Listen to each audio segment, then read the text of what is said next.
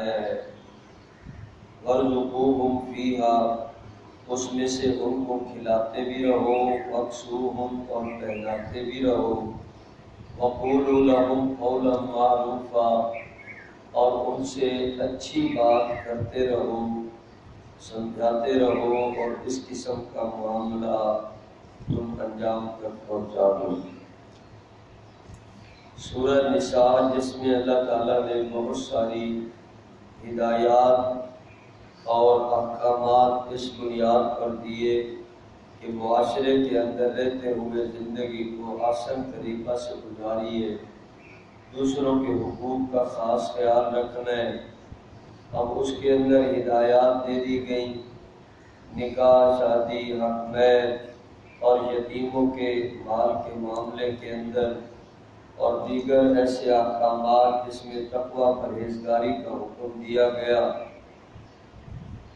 تو انہی حقوق میں سے اللہ تعالیٰ نے یہاں بھی ایک مسئلہ ایسا بھی بیان فرمایا کہ بندہ مال کے اوپر اختیار رکھتا ہے، ایک عقل مند سمجھدار ہے۔ اب مال اللہ رب العزت کی طرف سے نعمت سمجھے، اچھے بندوں کے لیے تو بڑی نعمت ہے، اور غلط کار لوگوں کے لیے ایک خطرناک چیز ہے، وہ غلط کام کرنے لگ جاتے ہیں، اور مال آنے کے اوپر ان کے مزاج بھی بدل جاتے ہیں، اور ان لوگوں کی ضروریات اور دیگر کام بھی سارا کچھ بدل جاتا ہے۔ وہ اکڑتے ہیں، فخر و غرور میں آتے ہیں۔ اچھے بندوں کے پاس مال آئے تو یہ بہت بڑی نعمت ہے، اور وہ مال کا صحیح استعمال کرتے ہیں اور اللہ کا شکر ادا کرتے ہیں۔ اور مال کو کسی بھی غلط جگہ لگانا انسان کے لیے خطرناک چیز ہے، نام نمود کے لیے لگانا خطرناک، فضول جگہ پہ لگانا خطرناک ہے، اور بالکل ناجائز حرام جگہ لگانا وہ تو بالکل انسان کے لیے باعث عذاب ہے۔ تو بہرحال یہاں بھی اسی مال سے متعلق کچھ ہدایات دی ہیں۔ اللہ تعالیٰ نے فرمایا کہ اپنا مال بے وقوفوں کے سپرد نہ کرو، تم مال کے مالک ہو، گھر کے اندر سربراہ ہو۔ اب گھر میں مختلف افراد رہتے ہیں، گھر میں بیوی بھی ہے، بچے بھی ہیں، اور بندہ مال والا ہے۔ اب مال ہے، اب بندہ اب بیوی کے سپرد کر دے، اب بیوی عقل مند نہ ہو، سمجھدار نہ ہو تو مال کو ضائع کرے گی، فیشن میں لگا دے گی، اور دیگر ایسے فضول کاموں میں لگا دے گی، مال کو برباد کر بیٹھے گی۔ اب اس لیے اللہ تعالیٰ نے فرمایا ایسی بے وقوف عورت کے سپرد میں مال نہیں کرنا۔ یہ مفسرین کرام نے اس بات کی وضاحت فرمائی ہے، خاص طور پہ وہ مفسرین جو نبی اکرم صلی اللہ علیہ وسلم سے براہ راست ہدایات لیتے تھے۔ حضرت عبداللہ ابن عباس رضی اللہ تعالی عنہ عظیم مفسر قرآن ہیں، انہوں نے فرمایا تو ایسی عورت کے سپرد مال کر دینا یہ بندے کے لیے خود اپنا مشکل راستہ بن جاتا ہے۔ پھر بچوں میں ایسے ہوتا ہے، بچے سمجھدار نہیں ہوتے، اب ان کے سپرد کر دیا جائے پھر بھی نقصان ہے۔ بچے بھی عیاشی پر مال لگا کر مال کو ضائع کر دیں گے، اور بندہ خود بھی پریشان ہوگا، اور وہ وقت بھی آئے گا کہ جن کو مال دیا تھا وہ بھی ضائع کر بیٹھیں گے، وہ بھی پریشان رہیں گے۔ اب اس طرح مشکلات ہوتی ہیں۔ بعض اوقات بندے سوچتے ہیں کہ مال اتنا ہے، اب یہ اس کو ایسے کر دیں، کچھ ایسے ان کے نام کر دیں، کچھ اس کے سپرد کر دیں، یا ان کی تقسیم کر دیں۔ پھر ہوتا کیا ہے، پہلے بندہ ان کا کفیل ہوتا ہے، اور بعد میں ان سے سوال کرنے پڑتے ہیں، ان سے مانگنا پڑتا ہے، بیوی سے، بچوں سے، اور ایسے لینا پڑتا ہے۔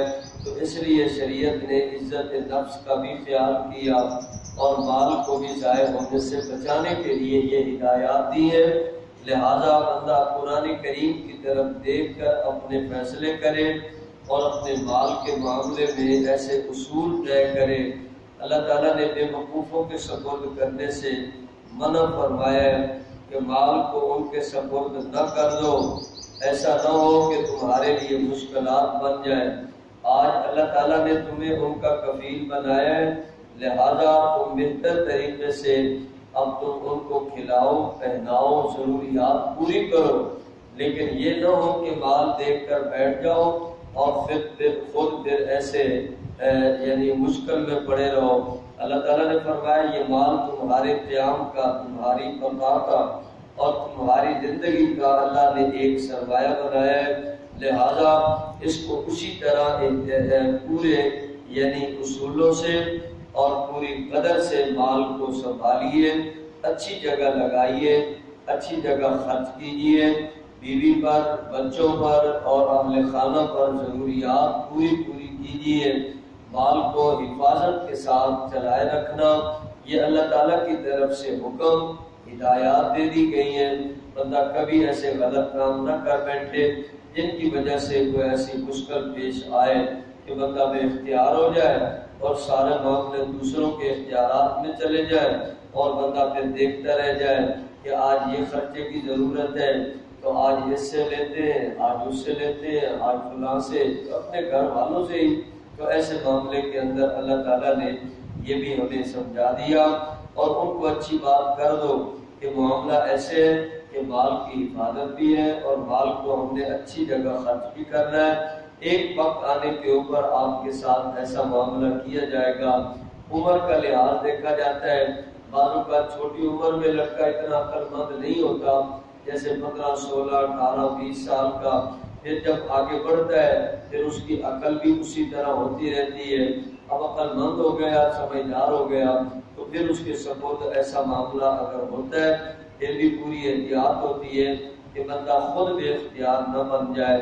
اللہ تبارک و تعالیٰ نے یہ بندے کو ہدایات دی ہیں، کہیں مال لگانے کا حکم دیا، کہیں مال بچانے کا حکم دیا۔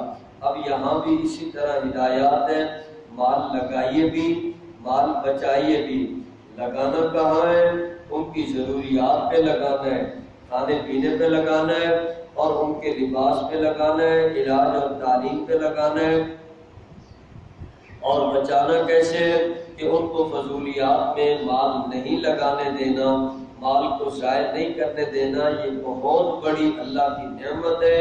آج بندہ اپنے مال کو سمجھے، مال کی محبت میں ایسے بھی نہ ہو جائے، نہ رب کو پہچانے، نہ اللہ کے حکم کا خیال کرے، اپنی مرضی اور عیاشی اور ایسے سلسلہ، وہ سب غلط راستے ہیں، غلط چیزوں سے اللہ تعالیٰ نے منع فرمایا ہے۔ حضور اکرم صلی اللہ علیہ وسلم نے تعلیم و ہدایات دی ہیں، امتی کو چاہیے ہمیشہ قرآن و سنت کی تعلیمات کے مطابق ہر فیصلہ کرے، مال ہو جان ہو، فیصلہ ہو تقسیم ہو، لینا ہو دینا ہو، اخراجات ہو، مال روکنا ہو، جہاں بھی اللہ اور اس کے رسول کا حکم پورا ہوگا بندہ فضول خرچی سے بھی بچے گا، بخیلی اور کنجوسی سے بھی بچے گا اور مال کو ضائع کرنے سے بھی بچے گا اور دیگر ایسے بے اختیار ہونے سے بھی اور اپنے آپ کو ناکامیوں میں ڈالنے سے بھی بچے گا۔ اللہ رب العزت نے خوبصورت احکامات دیے اور تقوی کی بنیاد پر ان پر چلنے کا حکم دیا۔